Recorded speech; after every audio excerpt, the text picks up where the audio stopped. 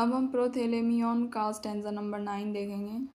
तो stanza number 9 start होता है, yet there in now doth loser noble peer, फिर भी उसमें अब निवास करते हैं एक उच्च पदस्थल कुलीन व्यक्ति। पीर का मतलब होता है लॉर्ड या उच्च कुलीन।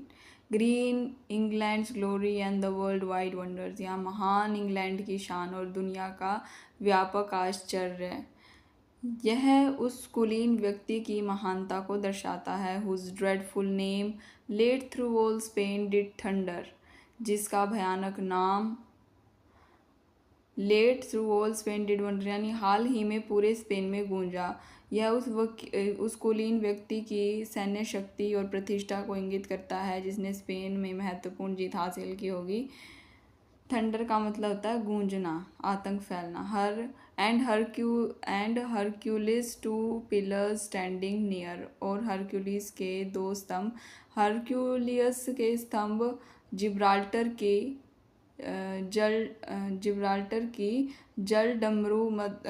जलडमरू मध्य के दोनों किनारों पर स्थित चट्टानों को कहा जाता है, जो प्राचीन दुनिया की सीमा माने जाते थे।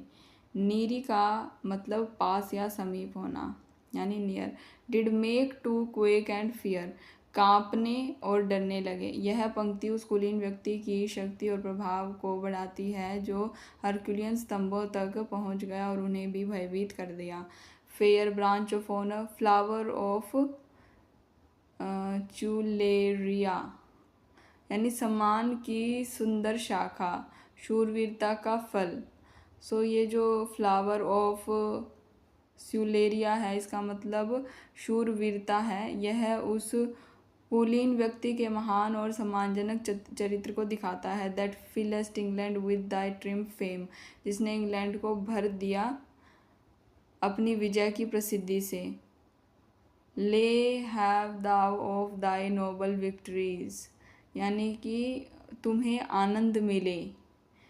तो अपनी महान विजय का, यानी कवि उस कुलीन व्यक्ति को उसकी शानदार जीत पर बधाई दे रहा है। एंडलेस हैप्पीनेस ऑफ दाइन ऑन नेम, और अनंत खुशी तुम्हारे अपने नाम की। कवि उस व्यक्ति के नाम की स्थायी खुशी और सम्मान की कामना कर रहा है। दैट प्रोमिस द सेम, जो उसी का वादा करता है, यानी उसकी महान कर्म अपने नाम को हमेशा के लिए सम्मानित रखेंगे। That through thy prowess and victorious army, कि तुम्हारे पराक्रम के माध्यम से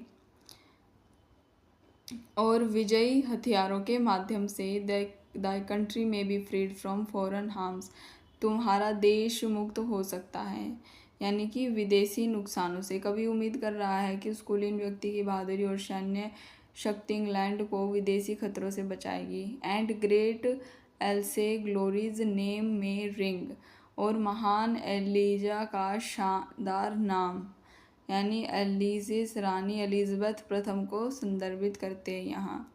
रिंग का मतलब गूंजेगा। Through all the world filled with wide alarms, जो पूरे विश्व में गूंजेगा तुम्हारी व्यापक सतर्कता से भरा हुआ। अलार्म्स का मतलब सतर्कता से भरा हुआ गूंजेगा। यानी कवि का मानना है कि उस कुलीन व्यक्ति के कार्यों से रानी एलिजाबेथ का नाम भी पूरी दुनिया में प्रसिद्ध होगा। विच सम ब्रू म्यूज में सिंग, जिसे कोई बहादुर कवि गा सकता है। तो म्यूज प्रेरणा देने वाली देवी है, कवि को संदर्भित करता है।